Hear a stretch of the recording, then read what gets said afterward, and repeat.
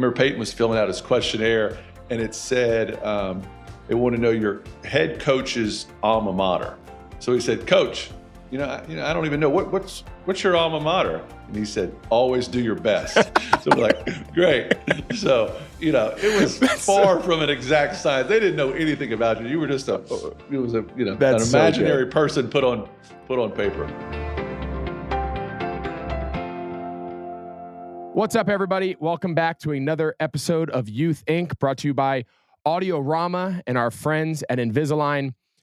You'd be surprised, as the father of a fifth grader and two third graders, we have some friends that now have children that are, starting, late into middle school, early in high school, maybe 9th, 10th graders.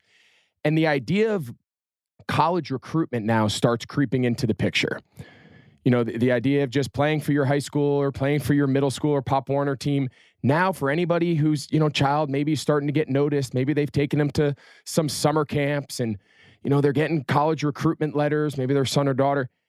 You'd be surprised how young this process starts now. I mean, it seems like every day there's a story out there of an 8th grade football player who's being offered by a major Power 5 college, or a young girl soccer player who plays for some elite academy on the West Coast, and she's starting to get noticed and kind of contacted by college recruiters and recruiting services. And I think back to my experience. I had an older brother, really my first taste of college recruitment. I was a rising 10th grader. My brother was a rising 11th grader. We grew up in New Jersey, both played football. And my dad was really good friends at the time with Greg Schiano, who then went on to be a head coach at Rutgers, the Tampa Bay Buccaneers. He's now back at Rutgers. Well, at the time, he was the defensive coordinator at the University of Miami for Butch Davis. So this was the early 2000s. So that summer, going into my 10th grade year, my dad took my brother and I down to camp. And that was really where we were exposed to the national landscape of what recruiting looked like. So we were Monday through Friday at a summer camp at the University of Miami. They brought in some of the top high school players from around the country. No equipment, but we would just go out there and practice 2 or 3 times a day. And the coaches would be out there working with you. And then at the end of the week, they'd pull over a handful of players. Maybe they were a high school senior or somebody they had been recruited that they got to come to camp. Or in our case, some young kids. Again, I'm in 10th. My brother's just finished his sophomore year and going into his junior. And they call us over with our parents. And they said, hey, we really like your 2 sons. We'd really like to continue the conversation about potentially coming here to the University of Miami. And that was really where our recruiting journey started, right? That's the first team that I remember saying, the first school that I remember saying, we like you. We think you can come play here at the University of Miami. You have the skills that we're looking for as a young kid. Mind you, I'm 16 years old, that we can say, hey, in a couple of years, you can come play here. So that kind of started what would then be a 3-year journey and a 3-year process of college recruitment. My dad calling me. This was before cell phones and text messages, calling us and said, hey, you need to be home because at 6 o'clock, Larry Coker is going to call. All right, hey, at 7 o'clock, Lane Kiffin's going to call, and all, Phil Fulmer and all these coaches that had recruited us. And now I think back, that really didn't start until I was really in high school. It's now happening in middle school. It's now happening where these middle school parents are feeling pressured to take their kids to these elite academies, these camps, get them noticed, social media. Everybody's got, tapes online and mixtapes on Huddle, Instagram followings where coaches, and these coaches will admit they are noticing and scouting players at an earlier age to stay ahead of the competition through social media and through the internet. And, I just think back to my time and I say, what would my parents have done? Would they have still taken the same path that we did, where we would go to maybe one camp a summer, but that wasn't until high school. And then the rest of the time we just played locally for our high school team, our middle school team, or, whatever the age we were at. That's why I think today's episode is so important. Our guest, Cooper Manning, we had him on not just because, of course, the last name, arguably the first family of football. Of course, Cooper, everyone knows, a very successful high school football player out of Louisiana, recruited to go play wide receiver at Ole Miss, was, they say, the most talented of the 3 Manning boys. Of course, we're all more familiar with his brother Eli and Peyton and their careers in the NFL, but Cooper was the athlete. He was the stud. He was the big recruit, went to Ole Miss, ended up being diagnosed with a pretty serious spinal condition, where he was told he was no longer able to play. But we felt the conversation with Cooper, not only because what he went through personally, growing up with his father, Archie, the star quarterback of the Saints, growing up in his hometown at being his father, but then also having two brothers, highly recruited, Hall of Fame, Super Bowl winning quarterbacks. But now it's really come full circle. Cooper finds himself the father of three, two boys and a daughter. And his son, Arch, they say is one of the top recruits of the last 10 years. In this age of NIL and sports specialization and what camps and Elite 11 and academies, you have a boy who's 17 years old. He's he's finishing his junior year. He's being recruited by every single major college football program in the country. He's going to the same high school that his father and his two uncles went back in Louisiana. He didn't leave to go to some special academy. He didn't give up playing basketball. His team just won the high school state basketball championship. Here is a guy who's raising a son, two sons and a daughter in this world. And we just thought his perspective and the stories that he could share were just so relevant to this conversation. As a father, as a son, as a youth coach. And it was a really, really fantastic conversation. And before we jump into that conversation with Cooper, I'd just like to take a quick second and recognize we're so proud to have Invisalign as our presenting sponsor. They've been with us since day one. They are the number one doctor trusted brand, having transformed 12 million smiles over the last 25 years. And one of our big philosophies here at You Think is we want to be that trusted resource. We want to be that resource that parents and coaches and children can come to and know that, hey, we're going to provide you with tools necessary to make the best informed decisions. And that's exactly how Invisalign feels. They want to be that trusted resource that you can make to help make great decisions for your son or daughter and giving them the confidence to continue to move on to their future. So we are so thankful for Invisalign, their trust, their partnership with us as we continue to bring another episode of You Think with Cooper Manning. And I hope you enjoy it. Well, we're back with another episode of Youth Inc. And I'm pumped because I feel like this is a guy that I've worked with for a long time. We've had a lot of fun together. We've done some very uncomfortable things, I guess would be the best way to put it. We've gotten massages together on camera. We've picked out random men's clothing. But all in all, just a great guy, super talented, super funny, and a good friend now. Cooper Manning, I can't thank you enough, buddy, for agreeing to come join us here on You Think, presented by Invisalign, and share a little of your perspective as a father, as an athlete, as a husband, and come have this conversation with us. I really appreciate you taking the time. I appreciate you having me, Greg. I know last time we were together, we were in a men's store shopping for the perfect attire, or in robes, having a couple's massage together. So this is far more formal than we're used to. I appreciate the professionalism out of the gates. Well, only the best for you. I told you before we started, I said, we only roll out this sort of setup for you. I picture you right now sitting in some like real swanky downtown Louisiana office building with multiple people taking your phone calls. I heard you say off camera, like, hold my calls until the 11 o'clock hour. Like, I heard you talking to somebody real formal, like a butler or something. Hold my calls around here means just turn my cell phone off. That's about the extent of it. So, yeah. I appreciate it. I'm actually in Nashville, Tennessee today at our headquarters and down in a cool little area called Wedgwood, Houston, kind of this up-and-coming area. And this town is on fire. Golly, Nashville is rocking. Yeah, Nashville is one of my favorites. That's a cool spot. Well, again, I appreciate you taking the time. A big part of this conversation, right? I'm a dad of three, as are you. I have two boys and a girl, just like you. There's a lot of similarities in that regard. You grew up playing with your brothers. I grew up, my brother was my quarterback. Somehow the two of us got the short end of the no quarterback. We were both, piggybacked with two brothers that played quarterback. We'll get into that here in a minute.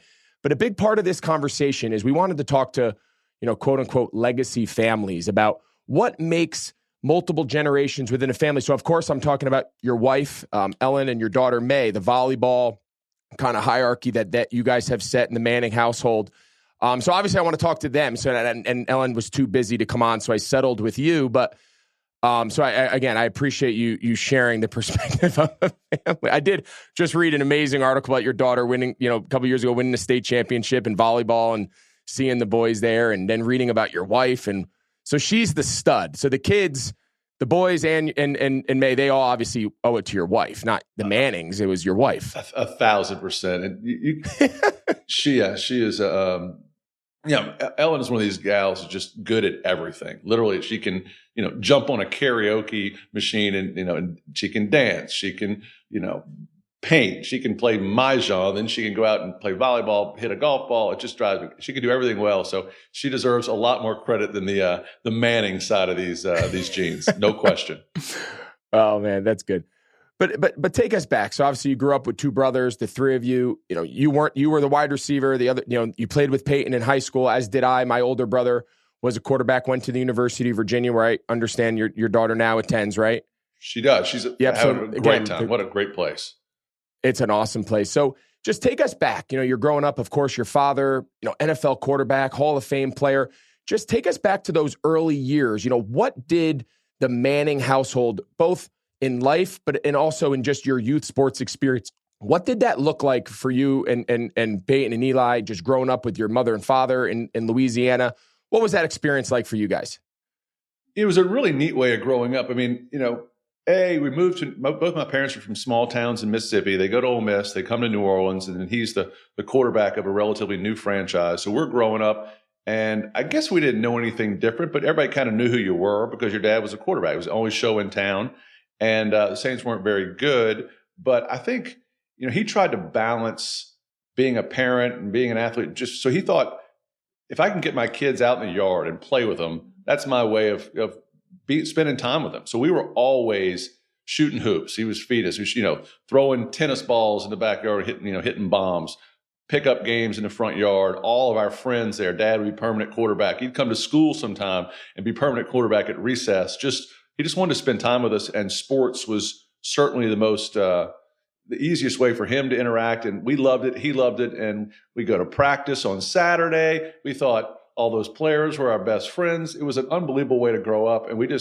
sports was really a big part of just, how we interacted, what we talked about, and how we competed.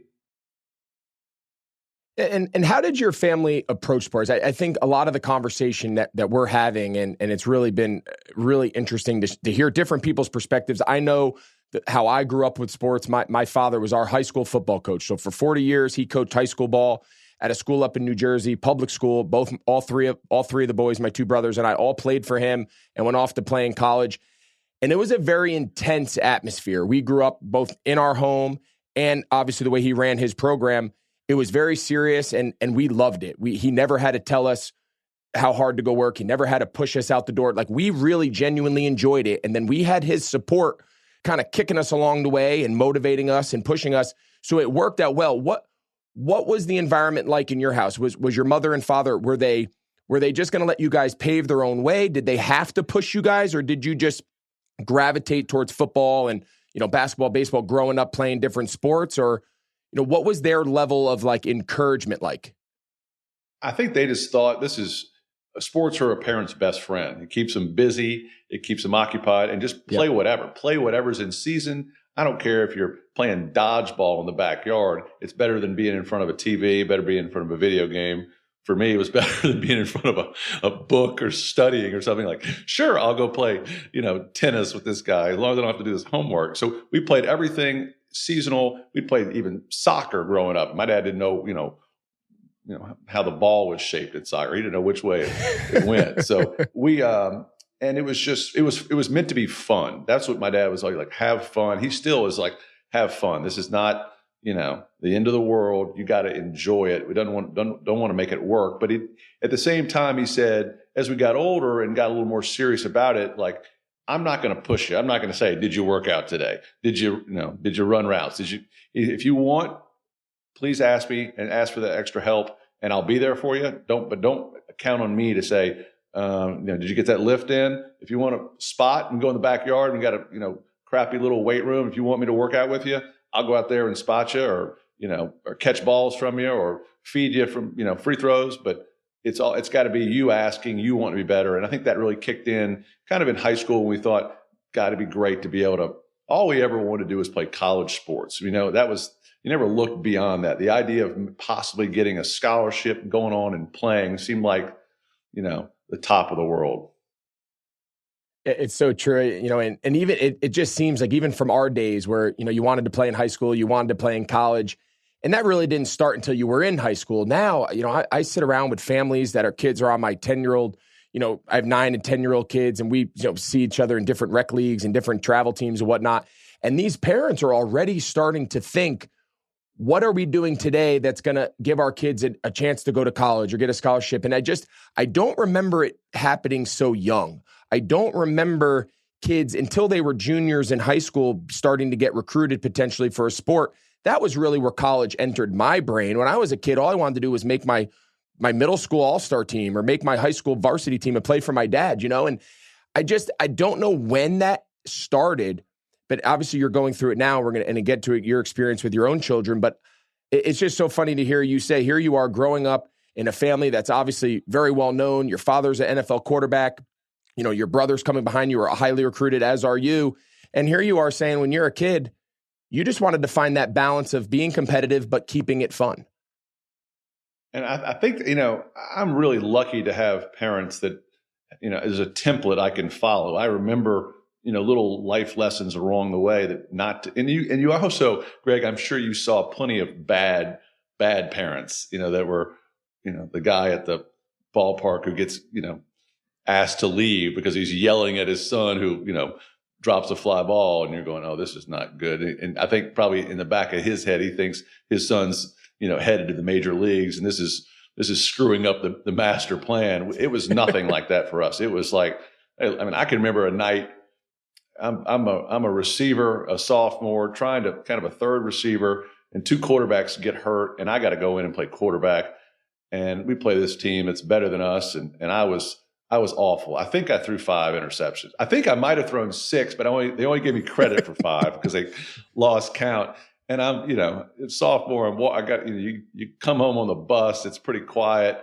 And I go up to see my parents my dad said, well, I threw 6 against Tennessee one time. You didn't beat my record. So I was like, and so it's just a nice way of kind of, and I never looked back. It never bothered me the next week. It just like, water off a duck's back. You keep going, and I still enjoyed it. I had fun. I had great memories. I get more stories out of the bad games than I do out of the good ones. But it was all meant to just be fun. And then as you got older, again, maybe junior, senior year, you kind of started to maybe get some letters in the mail and questionnaires about how and that tall was the are best, you, wasn't it? Oh, I mean, man, I love, and you lied. Everything on that. You were 6'4", 225. I was like the 40 time. I'm like, what should I say it's here? So you can say whatever you want.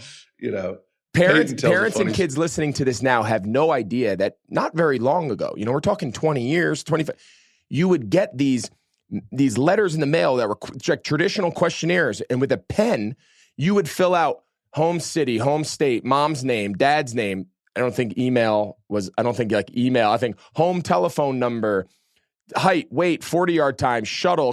Like you would just handwrite it in there. You'd fold it up, put it in an envelope, and send it back. And that's what they put you down in the database. It was amazing. Right. Yeah. There was no camps. You weren't running a 40-yard dash at the Nike camp. No. And if you went to a camp, you probably went somewhere local. I would go to Tulane camps just because it was down the road and of course not super attended. And you try to, and I remember another thing Peyton used to always talk about. We had this hilarious football coach, Tony Reginelli. He was a wonderful man. He kind of got everything kind of confused sometimes, but I remember Peyton was filling out his questionnaire, and it said they want to know your head coach's alma mater. So he said, "Coach, I don't even know what's your alma mater." And he said, "Always do your best." So we're like, great. So, it was far from an exact science. They didn't know anything about you. You were just an imaginary person put on paper. Oh man, that that's so good. And so take us back to those times, right? So you play with Peyton. He's your quarterback. You're the star wide receiver. I've always said when people have asked me, in your football career, the Super Bowls, albeit Peyton still owes me a dinner for beating us. We'll talk about it later. Was it playing a Super Bowl, college? I still think back to my days, Friday nights, playing for my local high school team. My dad's the coach. My brother's my quarterback. He's a senior. I'm a junior. And making that run. We ended up losing in the state championship. But like, those are the memories around football that I remember. So like, I'm curious. So take us back. So you and your brother, you're playing on the same team. He's the quarterback. You're the star wide receiver, albeit you're older.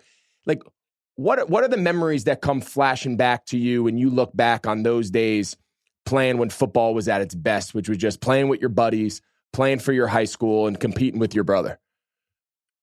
Yeah, I remember all the bus rides and the practice. I remember also running a lot of routes that summer before. Peyton's going to be a sophomore. I'm going to be a senior, and it's kind of the first time all those years in the front yard are going to be able to pay off. We had our own little signals, and Greg, it was also a time a little bit before everybody was throwing it. We decided to throw it around that year. You played better athletes and better teams, but they threw it 6 times, and we were throwing it 26 times. Right. So you caught a lot of balls, and we had we're running trips left, we're doing formations, and now I wouldn't say we're ahead of our time. It's not super complicated, but just you could confuse people who were better than you, and so it was fun for everybody. Even the guy who was the third receiver his parents were having the greatest time of their lives. And I think my parents looked back and said, golly, they've been blessed with Super Bowls and playoff runs and Pro Bowls. And they look back and saying those years in high school when their 2 boys were playing together were as memorable and as fun, because it's fun. You screw up. I remember a couple of years ago, we're playing a tough game and we tie it up with 2 minutes left. This is Arch's freshman year, playing a really good team. And there's a bad snap on the extra point, and we lose by 1. Well, there's no one talks about it ever again. He's a great kid. The kid's going on to the Naval Academy and going to be a decorated star for his country. And there's no scandal. There's no hoopla. There's no blame. It's just like, you move on. You lost. Who we got next week? Yeah. So there's something so genuine about that makes high school sports, I think, fun and innocent and good. And hopefully it can stay that way, because some people are trying to use it as a platform to get to the next level, which is fine. But let's not get too far ahead of ourselves. All right. So you're a senior. Peyton's a sophomore. You're spending those summers. You're working on your game. You're running routes. He's throwing the ball. Is your dad out there helping you? Is this with your high school coach? Is this just with each other at the park or at the school? Like, what does that look like in that regard? Yeah, I think this is before we were having real formal summer workouts. So yeah, my dad would be out there, or just Peyton and maybe 2 or 3 guys. And it was a deal where I can remember one time we had a really good high school player who played with us, and Randy Livingston was a Parade All-American MVP, and he was getting recruited, and Dean Smith, of all people, was in town. Coach Dean Smith in North Carolina, to see Randy, and we were out there throwing, and Dean Smith and Johnny Dawkins and Tommy, Coach K's guys were out there watching us run routes, and Peyton's over there. He still was a yeller. Like, if you dropped one, you had to run back and run it again. And they're looking at it like, who is this gangly 16-year-old yelling at this 18-year-old? And I'm looking over like, Peyton, that's Dean Smith. He's like, I don't give a shit who it is. You ran the post a little too thin. I'm throwing to the, and I'm like, oh God. So he was intense from the get-go. So we did a lot of our stuff on their own. And that was because my dad said, look, y'all aren't going to get any better unless you do.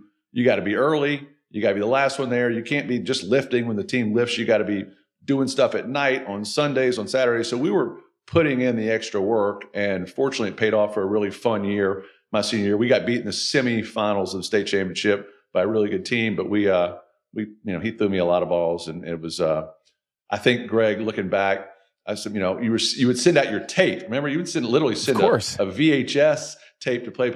And I remember, this is kind of when I knew Peyton might be on to something. I think it was maybe Pat Sullivan at TCU, or someone said, yeah, not a bad looking receiver, kind of a possession guy. Cooper will be okay. Who's the 6 foot, 160 pound guy throwing it right there every time? And I'm like, oh shit, they're skipping me and going to Peyton. So that's when things cranked up for him. Oh man, that's awesome. It brings back memories. So my favorite moment, very similar to that. So we're at our high school, and so my dad's obviously out there working with my older brother. He was a grade ahead of me, and there was a coach in from USC that day, and it turns out it was Lane Kiffin, But at the time, he was just like so this was early 2000s. This was like 2001. My brother's maybe a junior, 2001 or so. So he's just an assistant at USC at the time, and he comes in. And my dad's meeting with him in his office. He's like, hey, I'm going to go out and work with my older son, and my younger son's a sophomore or junior, whatever I was. He's going to run routes. He's like, you want to come watch? Sure. So he turns it up, right? I mean, it's full throttle. It's like we're at the combine. And I'll never forget it. I'm the only receiver out there. My brother must have thrown 50 balls. I had to run every single one of the routes. It was like our first true, like, all right, man, you want to go out there and you want to compete for these guys and you want them to offer? You better go. And I'll never forget it. And we actually still have the business, like, they would come in and give you the business card. At the time, Lane Kiffin or Johnny Jones, whoever these assistant coaches were, and you'd keep them because it was cool and you'd show your buddies at lunch. But I'll never forget it. So hearing you tell those stories brings back a lot of fond memories of doing it myself. Yeah, it's pretty special. I love those days. And I still see, at Christmas time, some old receivers come back and you see old players, a guy's an orthopedic surgeon in Huntsville, Alabama, who came back and goes, remember that ball that got deflected and I caught in the end? I mean, they're, guys that just their career stopped then, they remember everything. They remember every single thing that happened. And I'm kind of going, I don't even, who do we play then? Because, you just. It's so true. It's So you talked about the qualities that your dad instilled in you and your brothers about, being on time and putting in the extra work, and he's not going to hold your hand. He's not going to check in with you. Hey, did you do your workouts? Did you do your, whatever it is. So there's a lot of families that are going to be listening to this and they're saying, okay, my father's not a Hall of Fame quarterback. I don't have a Hall of Fame brother who's in high school throwing it to me. Maybe I'm not around the game, but I have a child or a child's listening to this and he goes, I have a strong passion. We think there's a part of the reason we want speaking to families like yours is so insightful, in my opinion, is there's a lot of tools and there's a lot of resources that people might not have direct access to, but they can learn and stories and your perspective. So if you're talking to those families right now and they're saying, all right, I don't have access to this coach, I don't have access. What were those tools that the Manning family carried forward with them? And it could be sports related or just in any regard that has allowed you guys to have that leg up on everyone, to continue to achieve at a high level, continue to be very consistent achievers, not just in sports, but just in life. Like, what would you tell those families, like the secret sauce is in your words? Yeah, I don't know if there's a secret sauce, Greg. I think one thing you'll probably find with us is we haven't changed a lot. I mean, no entourage. When you see Peyton, he shows up by himself. Eli, he drives a truck. I mean, it's not like these guys are flashy and you still are. We're going on a trip in a couple of weeks. We're all inviting guys we went to high school with and college with. It's not like you have these new hotshot guys. It's, it's people that can still tell you, you're being an idiot or you make fun of your outfit or, you're still just one of the guys. I think you surround yourself with people that are not telling you how great you are. They're telling you, you're being a moron. You're acting like an idiot last night. Those new shoes are horrendous. And you got to be able to take it. You're never above the game. And I think, criticism is kind of goes away when you get to some sort of level where you surround yourself with everybody who wants something from you. These guys want nothing but just the same thing they wanted when they were in 8th grade and 9th grade playing with it, just to be a pal. I think that's really good perspective. I think that's important for people to hear. A family, individuals who've achieved a lot, it's very easy to change. It's very easy to kind of lose what grounded you, lose the humanity of what's made you special since you were that 15-year-old kid running around just enjoying it in his backyard. So I just think it's really important for people who might not have access to that similar structure or that similar parenting style or have brothers who share a similar vision, but they have a passion and they want to pursue it. And the whole purpose of this show is just continue to talk to people like yourself and other people that have really unique insights and perspectives that then they can use for their own lives and their own decision-making. So I appreciate that. I want to just transition now a little bit forward now and talk to you more as a father, right? We got great perspective of you growing up and how your parents impacted you and sharing experiences with your brothers, both on the field and off. But, now you find yourself, we've talked a little bit about your star daughter in the volleyball. And we're going to continue to dive down that road. But you also have two sons. And all three have very different, you have a daughter who's into volleyball. You have an offensive lineman, 16-year-old, I believe he's 16, right? Hyatt is 16 now. Son was the center 16, for Arch, the quarterback. So you have three different children, three different kind of opportunities, I'm sure if they're anything like mine, they have three completely different personalities. So just a little insight into your parenting style, right? Like, how do we raise different children within the same family and service different needs all at the same time? That's a delicate one also. I mean, I'd never been around girls before, coming from three boys. All of a sudden you have a daughter. And I don't think I'd raised her any different. She's competitive. She's tough. She, wants to win. She won a state championship in volleyball. It was the greatest day of my life. I love going to those tournaments. Oh, May and I would do it ourselves. We'd say, all right, we're leaving everybody. We're headed to Birmingham for a weekend tournament. And I'd take all those girls, we'd go eat barbecue. I'd make them, all right, listen, you're going to learn how to love the Rolling Stones. This trip, we got 2 hours. We're going to listen to Exile on Main Street. We're going to learn some words, get the lyrics out where you can follow along. We're going to get ahead of these things and, kind of some old school stuff, ribs, 12-year-old girls out there. And I remember one time, and I don't get involved very much, but, we were playing in a tournament, probably 13-year-old girls. They've all played together for a long time, and I know them all. And our head coach couldn't go, so they had a little assistant girl who's probably 17 who's filling in, and she's passive, and the girls are kind of going through the motions. And so I came over and I said, "Ma'am, can I talk to this team? We're underperforming." And I kind of, I get them in there and I go, "Your parents came all this way, and y'all are playing like a bunch of sissies. This is just horse shit. It makes me sick to my stomach." And they're all just, looking like Mr. Manning is, man, I gave him a little pep talk, and May was like, looks over, she's like, "Dad, that was a little much." I'm like, maybe so, but y'all could do a little bit better. And I didn't give a hoot, but I kind of thought a little shape up for these girls was fun. And it's funny how you can kind of coach girls differently than boys. And, but I just like them to compete. I like them to play sports. I like them to do their best. And did you have fun? I love you. Hey, it wasn't a great day. It was a good day. You played well. It wasn't too good. You just call it like it is. So outside of the win one for the Gipper speech, do you get very involved? Like, are you coaching their teams? Are you coaching their teams? Are you the dad who's just standing in the bleachers or sitting just observing? Like, what is your style? I've done both. And I found myself wanting to coach when they were young. I mean, you run out of rope there a while. I mean, it's like when they get into school stuff, you hit the stands and it is what it is. But I loved coaching girls basketball and boys baseball. And then, they got in lacrosse. I don't know what I'm doing. I'm back in the stands.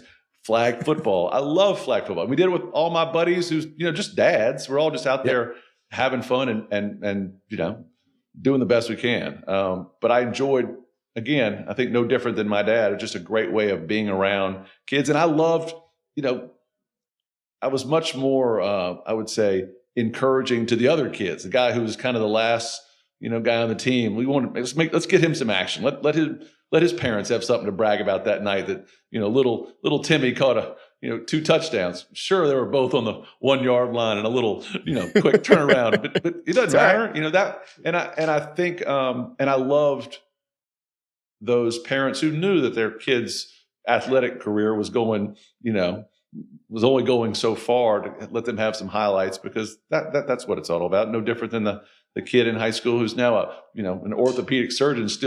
He's still bragging about that touchdown he caught in the corner or ricochet off the helmet. I mean, that's what it's all about. But I love that. And then as you get into, when they start in school, you sit back and you cheer and kind of grind it out with the rest of the parents. Yeah, I coach a lot of my kids' sports. My daughter plays soccer, and like you, I'm the guy on the sideline clapping. I don't know a lot about it. She's got a couple other dads that coach some of the girls in her school, and she's only 9, so it's like a 3rd grade soccer team from school.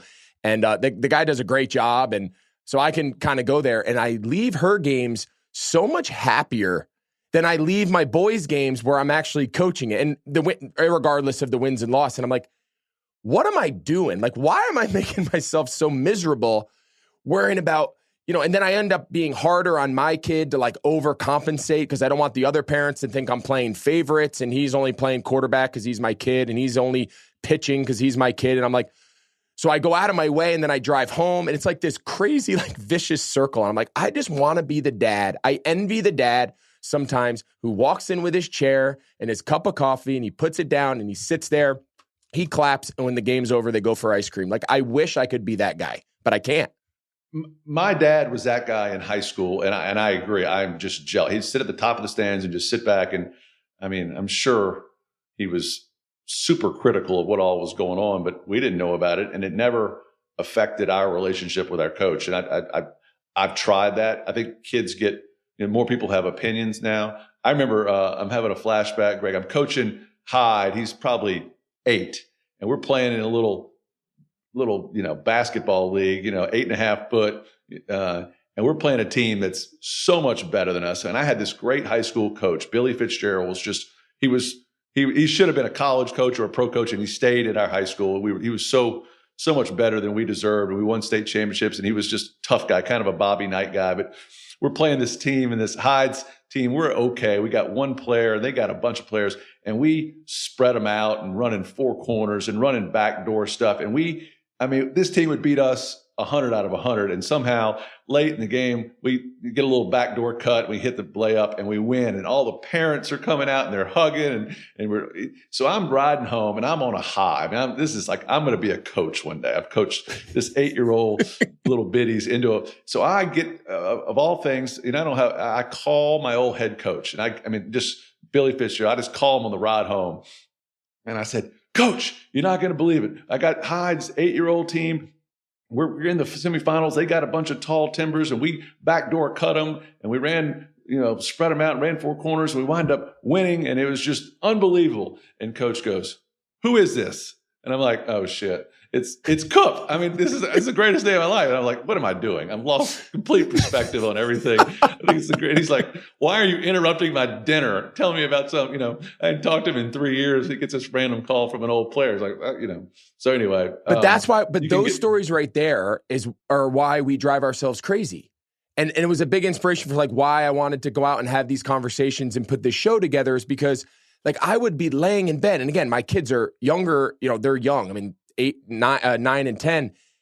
And like I would come home and I would let a flag football game on a Saturday afternoon, like even during the fall, like I'd go to walk through in the morning when I was playing. I'd go to walk through in the morning. I'd race down the street, make it to the little church field where my kid was playing 8-year-old flag football. Go out there. Me and my dad would coach it, and we'd try to do it the right way.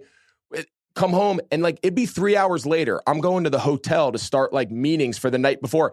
And I find myself like sitting in the cafeteria and I'm like rehashing the game with the other players and coach. And I would sit back to them and be like, I have a game tomorrow and I'm more worried about this damn flag football team and why they don't understand not to let anyone get behind them in zone coverage. You know what I mean? Like it's stupid, but it's super rewarding when you get it right. Agree. And I think sometimes, Greg, I'm sure you found it, you try to go in and you're calm and you're cool.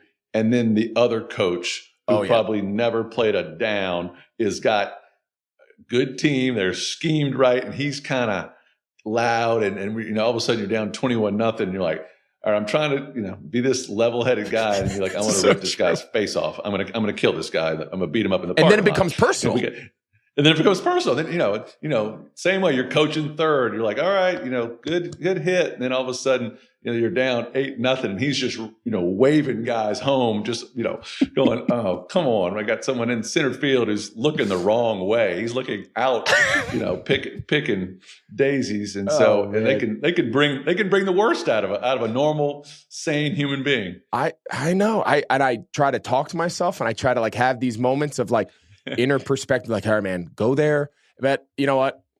When you're wired a certain way, it's hard to not do things the right way. So we end up driving ourselves crazy. I want to transition a little bit here into the last few things.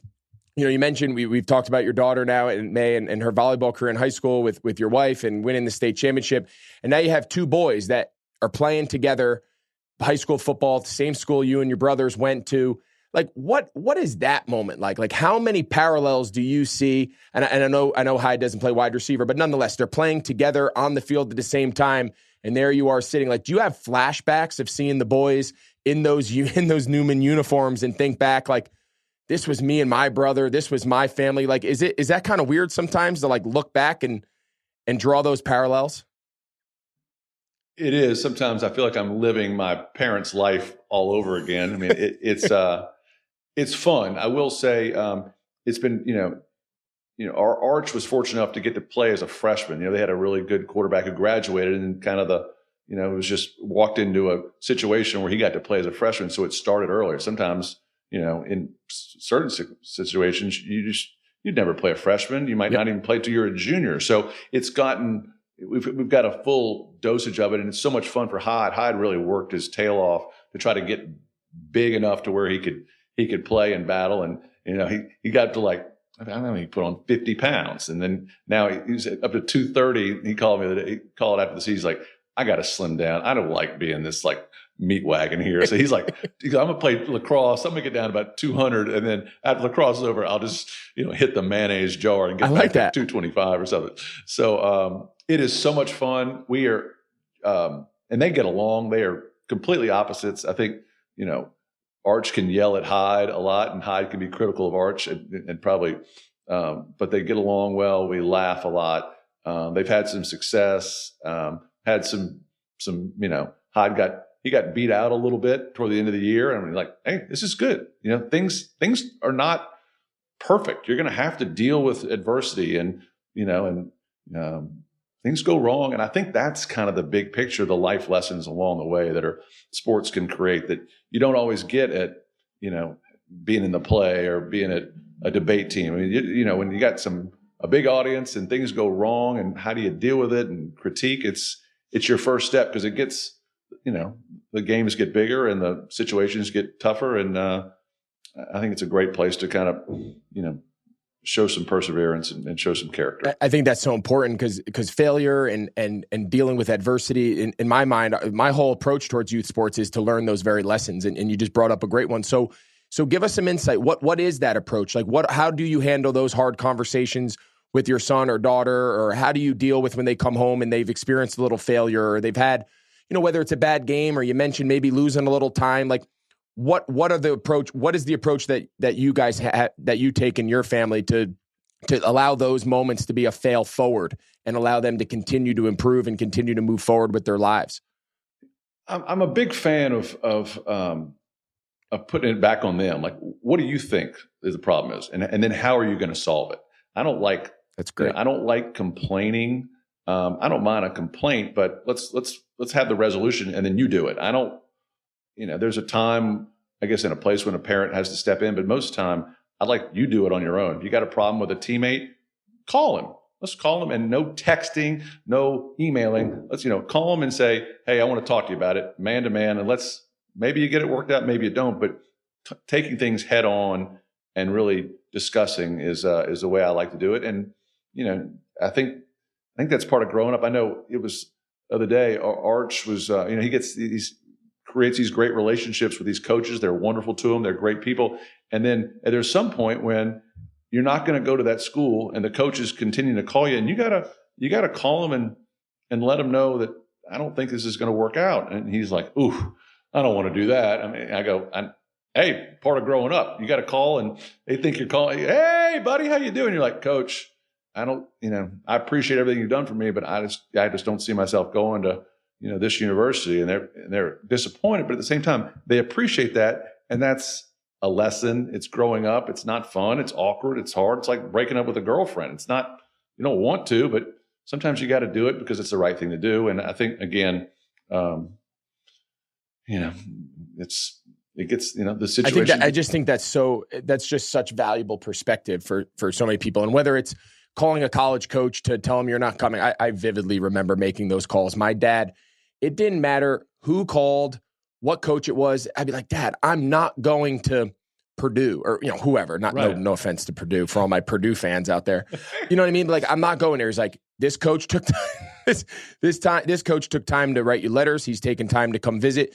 You owe him that respect. And now, at the time, I was 17. I didn't want to come home. I didn't have a cell phone, right? So I'd have to be home at 7:00 in the spring when I was in track and field and to go out with my buddies for pizza. Like I didn't want to have to come home because coach whoever was calling me. But like looking back on those moments, I'm glad he made me do it, because now the 37-year-old version of me, those are the same ways that I try to carry forward and build those lessons into my kids, and dealing with failure and dealing with adversity and having uncomfortable conversations. So I'm glad my parents made me do that, even though in the moment I probably despised it. We had a conversation the other night. Arch was trying to debate on whether to run track in the spring. He goes, I think I'd rather just, lift to get stronger and work on and just kind of stick with football. And he goes, but I love our track coach. He's the best guy. And I don't want to tell him that. I go, Dad, will you call him? I said, I'm not calling him. I mean, you call him. You're going to call him right now and tell him the deal. Get on the phone right now. He's like, oh, I don't want to do it. I go, get on the phone. Sure enough, has this great conversation. Coach Fowl is a total pro. I get an email from the coach saying, hey, I really appreciated the call from Arch. That's, I know we're going to certainly miss him, but that's a mature thing to do. And I sent that to Arch like this. You see, it's starting to, it makes sense. I know it's a juvenile, it's a boy turning into a man, and you got to make him. You can't bail him out all the time. You got to handle it. They got to handle it. So yeah. So you brought up Arch, and obviously his story has been well chronicled. His story has been well covered since since ninth grade, since his freshman year when he started. And has obviously come with a lot of fanfare, and there's a lot of interest in where he's going to go and whatnot. But the part I'm more curious about, I read a really interesting article the other day in The Athletic, and the headline was something along the lines of the cost of raising a five-star quarterback or a blue-chip quarterback or whatever the thing was.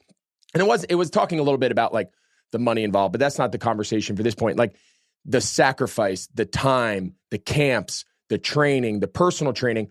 What is your approach? I mean, obviously you guys, between your father and your brothers, I mean, he's been around quarterback play with you. He's been around, understanding the game and wide receivers. He's just probably been exposed to more football than most kids have in a lifetime. What is your approach? So when you look at Arch and his growth and his progress as he gets ready to go off to college here soon next year, like what does a routine look like for him? What does workouts look for him? Like, how do you guys approach it? Like, what does that look like in the Manning family? Because right now, the quarterback world, specifically in high school, between camps and Elite 11 and junior days, personal trainers paying $300 an hour. I mean, it's a business in and of itself. No, it can get away from you. I was talking to a friend of mine the other day who said, I was like, hey, he said his son's a quarterback. And I said, hey, well, if he ever wants to come to the Manning Passing Academy, let me know. Love to have him. He goes, oh, but he's only 12. And I went, oh, really? He goes, yeah, we just got back from a 7-on-7 deal in Las Vegas, where he did well, invitation only. And I'm like, we didn't do any of that. We just, we were playing in the backyard. So we've always kept it a little more simple. There's a good quarterback coach over in who was a backup quarterback for Eli, David Morris, who would come over, maybe once a year and watch him throw and see if there's anything. But I was always like, I think you got to just keep doing what you're doing, keep playing, and again, keep it light and keep it fun. He hasn't done a ton of camps or over the top stuff. It's been working out with the receivers at the field down the road. We got kicked off.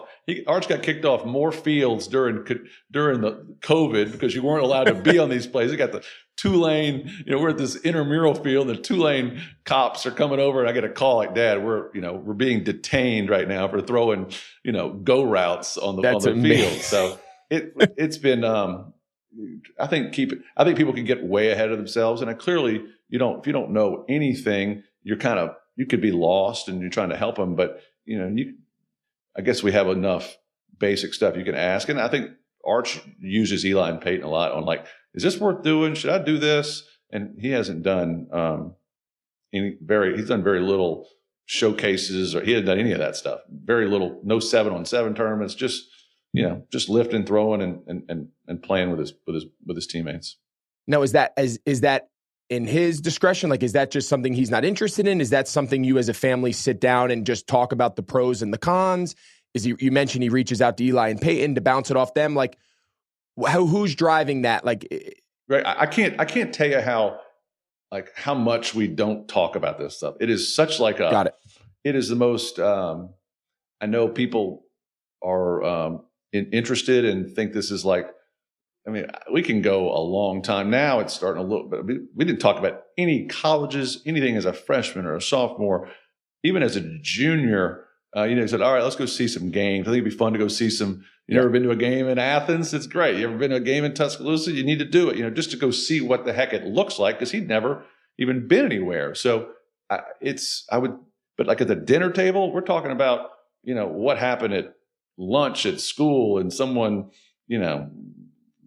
has a crush on somebody. It's not like X's and O's and got, the That's salt awesome. and pepper shaker is 3 deep. And I mean, it's a very normal, That's awesome. just regular conversation, as if they weren't even athletes. One more thing I'm curious about, and then we'll kind of wrap it up.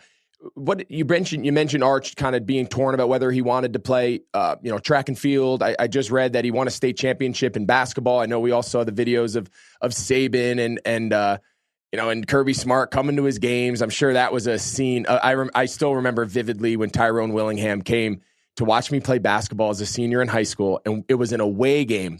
So we went to like this dingy gym in North Jersey against one of our other teams, and the fans were there, and then they all knew it turned into like a huge circus, and they're cussing at me. It was like I remember that vividly. I can only imagine what that gym must be like when Nick Saban and Kirby Smart come walking through.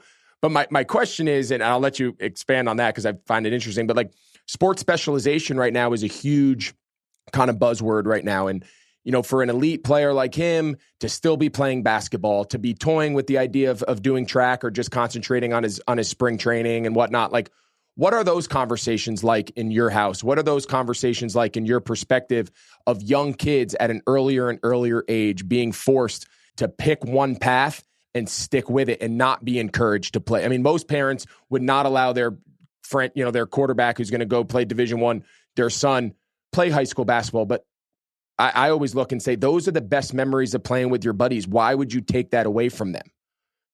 Agree. I'll tell you that the 2 or 3 biggest compliments or observations these coaches have about Archer, they love that he plays multiple sports. They love athletes who play multiple sports. They do not like specialized guys. They want you to, play tennis, play golf, play soccer, run track, play hoops. They love that. They hate social media. So he's not a social media guy. They love that. Like, it's not all about me, can't. And they like just grounded guys that aren't, the dad's not in every meeting, hey, send him up here, let him have it, just, they want because it's there are a lot of people that are way too involved. And I think just, if you can just kind of rewind the clock and get back to the priorities you had 20 years ago of just, hey, I like this guy, I like this coach, I like this school, that's how we're looking at things. And I've said it before, it may sound simple, and he's in a very enviable position. I think it's harder, Greg, when you're trying to get that last spot. If you're you're that kind of undersized linebacker who's just dying to go back to Purdue. He's going to Purdue. He wants to be that last guy, and he's trying to prove himself. That's harder. That's harder on parents. I think that's more stressful, and you're just trying to validate yourself as you belong, and you're doing everything you can to be seen. That's a total different game, and I understand that. I haven't been through that, but I know that's harder than what we're dealing with. Yeah, and I think that's a really interesting perspective, and that's definitely true. When you have really, in essence, quote unquote, the pick of the litter, and you're an established guy, and you kind of can take a look at the landscape. No one's putting you under a pressure. Hey, if you don't take this last scholarship by next week, it's going to somebody else. I mean, that's a very stressful thing. And so the last question I have for you, and it's really regarding this new landscape of college recruiting, and you guys are living it, firsthand right now in real time, but you also lived it personally 20 plus years ago, and as did, your brothers. And I remember going through it. It just seems so different now. Like, I remember when it was about the relationship with the coach, and it was about what system they ran and the academic advisors, and you'd go take your visits and you'd go through. And I just feel like, from talking, and maybe your experience is a little different, you can shed some light on it. From talking to college coaches that I know throughout the country and talking with different families that have high school age kids getting recruited, It just seems so much to me with the NIL and social media and the elite camps that everything nowadays has become almost the highest bidder. It's become who can promise you the most over the next 4 years, who can give you the biggest NIL deals. And it's really changed, relationships, coach, player, coach, school, player, school. What, in your perspective and in your experience, like how different is this process now with your son versus the process that you did, a little, 20 years ago or so? Yeah, it's all kind of changed here in the last couple of months. All this, Yep. this. I think it's just a lot harder on the coaches, because it's one thing to get them in the door. Okay, great. We got Olsen at Miami. We've been recruiting him. We've been so nice to him. Now I can yell at him all day. I don't have to coddle him. I'm going to wear his ass out, and he's not going anywhere. He's gonna Right. deal with it because he can't afford to transfer and sit out a year. Now you have to tiptoe around these guys and kind of re-recruit them every day because they'll oh, I don't think he likes me. I'm headed on the road. I know one thing I saw that was pretty interesting, and a lot of the bigger programs are doing it, that if they have a player who's at school, enrolled, and going along, and he gets into the portal, see you later. They're not letting you go out there and check out who likes me, how do I look? If you're going to go test the waters and dip your toe in, we're off and you're done. So I think it's harder on these college coaches. It's hard. College coaches, they work their tail off. I mean, I can tell you, those coaches at Georgia, once they won the national championship, I don't think they ever went home. They went right to the road, and they're going to some, again, dingy ass basketball gym watching Arch play, come off the bench and score 4 points. And, and that's big news. They have to be there, not because they give a hoot whether he can do a left-handed layup or hit a three-pointer. They just have to do there because someone else will say they weren't there. It's a game of, so it's challenging, and the way they move around makes it even more difficult for a player to go, where do I want to be? Because I'm not so sure the guy that's recruiting me is going to be the guy that's coaching me. That's the hard part. That's really hard. And I think that was always the argument for the transfer portal was coaches can bounce around so much, and the relationship that you made with the offensive coordinator or the quarterback coach, whoever it was, all of a sudden now he's bailed and I'm stuck at a school, which I always understood. But I think your points there are super valid. I just texted Miami, so I let them know that that's where Arch will be playing. So I appreciate you bringing that up live here on You Think. So that worked out great. But I do have one more question before you go, in all seriousness. And again, your perspective on all of this, I just think is so relevant. I think your experiences and just your openness to kind of share the struggles and the positives and your experience as a child and your experiences now as a father is just so relevant to the purpose of this. So I got one last thing here before we go. As you look forward into this world of youth sports, and now you've lived it your entire life and from different perspectives, what do you see as the big challenges? Like, where do you see the landscape changing? Is there anything that you see, like, if we don't get this under control, youth sports is just going to continue to kind of get away from us? Is there anything top of mind that comes to you? I wish it wasn't all about the money so early. I think people are thinking about, being a brand ambassador or, cutting the deal or getting to the league, and they're not appreciating the time in high school and college. Those are the best times. It gets, as you know, Greg, it gets harder and less fun as you get older and becomes a job. I mean, smell the roses. Even if you're lucky enough to run down on a kickoff, those are great little steps. And that you'll look back, and if you go on to do great things in another industry, those days in college and high school, and if you're lucky enough to play a little pro ball, great. But it's the criticism gets heavier. The real great relationships get harder to make as you get into the pros. And so I think just smell the roses, enjoy where you are. The grass is not always greener elsewhere. Grass is pretty green right where you are. Enjoy it. I think that's very well said. There's no question that we are speeding up this entire process of youth sports, where every year it seems like those markers get younger and younger and the decisions get younger and younger. I mean, yeah, I think that's really well said. So, hey, man, Coop, you've always been awesome to me. You've always been just a great dude to be around. We've had a lot of fun over the years doing a lot of different things. And for you to take some time here and kind of share some personal stories and share some very unique insights, both as a dad and as a husband and as a son back in the day, reflecting. So it's super relevant to our conversation. These are the conversations that we think provide people with some really cool resources, some really cool insight to allow them to make better decisions parenting their own children, specifically for youth sports. And so again, man, thanks for joining Youth Inc. And best to all three of your kids, best to your family. And I hope we catch up sometime here soon. We've always had a blast. Greg, I can't thank you enough for having me. I'm excited. I think you're on the right track as a parent. I love that you're stewing over games.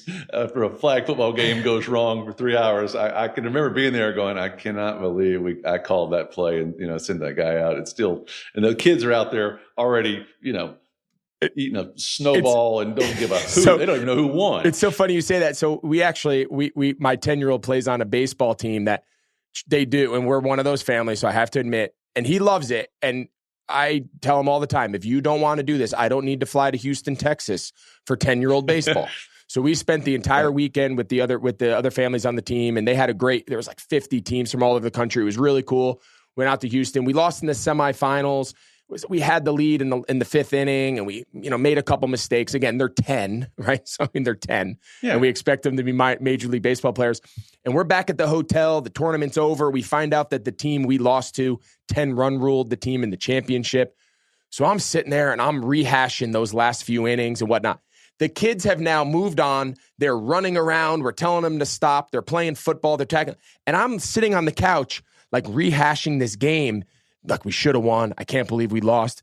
And I'm looking around and I don't even think the kids knew the score. And I'm like, man, this is there's something wrong here. Yeah. Everybody's having fun except the coach. At least that means you're doing it right. They're having fun. That's all that matters. Oh, man. They moved on fast. But, well, again, man, I appreciate it. Best of luck to all your children, your family. And always fun chatting with you, buddy. Hope to see you soon. Thanks, buddy. You too, man. Take care.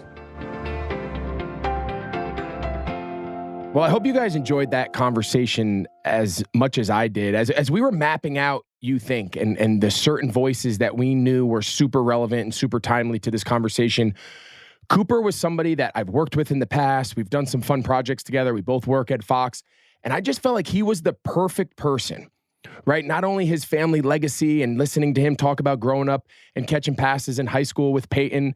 I thought it was so interesting, his father Archie's approach, right? They weren't going to every college camp. He goes, yeah, mostly me and Peyton were just at our high school field, and Peyton would be grabbing a handful of the wide receivers. And granted, Peyton was younger than Cooper, but he's like, he always would boss us around. And, it's just so cool to kind of hear, because you watch Peyton on the field and he's still kind of telling everybody where to go and boss everybody around. And then you listen to Cooper say, yeah, in high school, it was me and a couple of our high school buddies, and we'd be over at the park or we'd be over at the high school fields.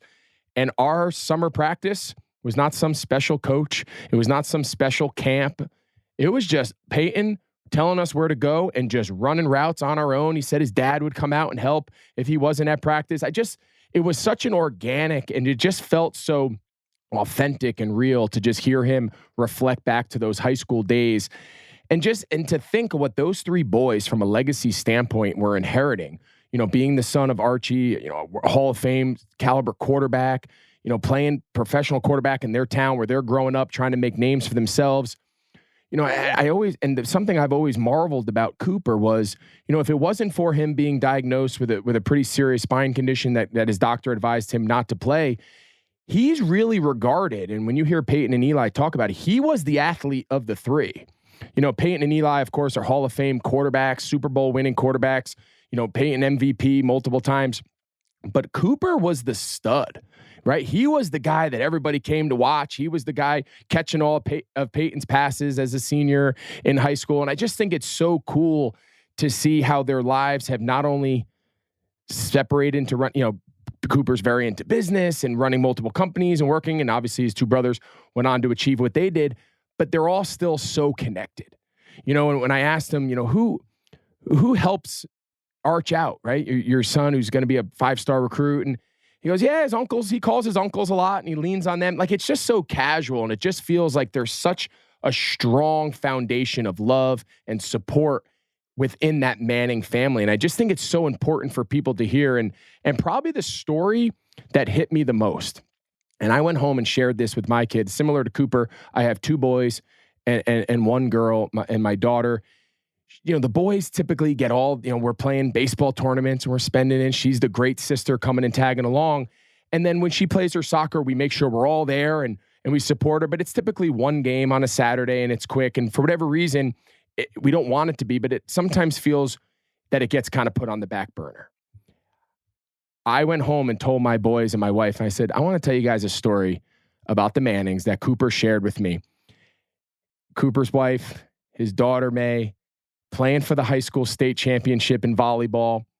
Mom was the MVP of the tournament years back, and now the daughter's playing on the team. And I can just picture Cooper, his son, Arch, of course, we talked about the 5-star quarterback, his other son, Hyde, who was the high school center, snapping to his brother, dressing up in their sister, May's all-girls high school that she goes to, sitting in the bleachers, screaming with every point, watching her win the state championship. When the call ended, I just couldn't help but think, there's no guarantees that kids are going to be what everyone thinks they're going to be.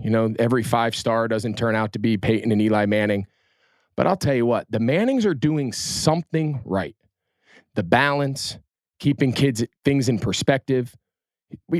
Cooper tells us, we sat around the kitchen table. We don't talk college recruiting. We talk who's dating who's going out with the boy, who's going to the senior dance with who. He goes, that's our kitchen table. And it really hit home with me about perspective and about balance. And there's time for everything. Be where your feet are. When it's time to be a parent, be a parent. When it's time to be a brother, be a brother. When it's time to be a sister, be a sister. And then when it's time to go out and compete and go get scholarships and go try to make the varsity team and you go do you. But I just thought it was such an eye-opening conversation to have with Cooper, to hear about that Manning legacy, see how they're all handling it, and how are they taking all of those tools and using it to raise their 3 children, all 3 with very different needs, very different interests, very different support structures, yet continuing to parent all 3 kids the way each kid needs to be parented. And I just think it's so relatable. I know I can relate to it. I hope a lot of you can relate to it. And I'm just really, really proud of that conversation. And I'm really glad we were able to bring it to you guys. So I hope you guys enjoyed it. Another episode with Cooper Manning on You Think, brought to you by Audiorama and our friends in Invisalign.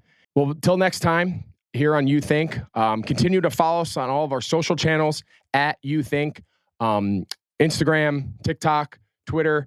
We're constantly releasing new content. It's not just these interviews. There's so much more content that we're working on that we're going to continue to provide you guys here at You Think. So rate, review, subscribe, and until next time, we'll see you guys on You Think.